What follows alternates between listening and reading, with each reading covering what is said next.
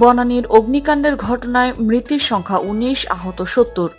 রাজধানী বনানীর কামাল আতাতুর্ক এভিনিউয়ে বহুতল ভবনে অগ্নিকাণ্ডের ঘটনায় ১৯ জনের মৃত্যু হয়েছে।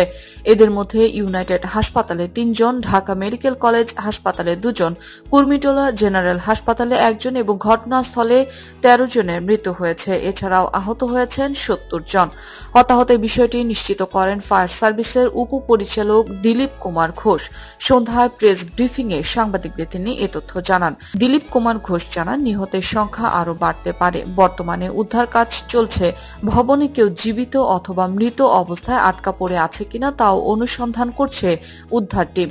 এদিকে গুলশান বিভাগের অতিরিক্ত উপকমিশনার আব্দুল আহাদ নিহত ৬ জনের পরিচয় নিশ্চিত করেছেন। নিহতরা হলেন পারভেজ সাজ্জাদ, মামুন, আমিনা ইয়াসমিন, আব্দুল্লাহ আল ফারুক, মনির, মাকসুদুর। জানা গেছে, ঢাকা মেডিকেল কলেজে নিহত ব্যক্তির নাম আব্দুল্লাহ আল ফারুক এবং কুর্মিটোলায় নিহতের নাম নীরজ ভিন্নে রাজা। কুর্মিটোলায় নিহত রাজা শ্রীলঙ্কার নাগরিক এবং স্ক্যান ওয়েল লজিস্টিক্সের ম্যানেজার পদে কর্মরত ছিলেন। তবে ইউনাইটেড হাসপাতালে নিহত ৩ জনের নাম পরিচয় এখনও জানা যায়নি। ঢাকা মেডিকেল কলেজ ক্যাম্পে পুলিশ ইনচার্জ SI বাচ্চু জানান, বিকেল ৪:৩৮ দিকে আব্দুল্লাহ আল ফারুক মারা যান। তাকে অজ্ঞান অবস্থায় ঢাকা মেডিকেল কলেজে নিয়ে আসা হয়। হাসপাতালে আনার পরও তার জ্ঞান ফেরেনি। আজ বৃহস্পতিবার ১২:৫০ বনানী কামাল আতাতুর্ক এভিনিউয়ে ১৭ নম্বর রোডে ২২ তলা ভবনে আগুন লাগে।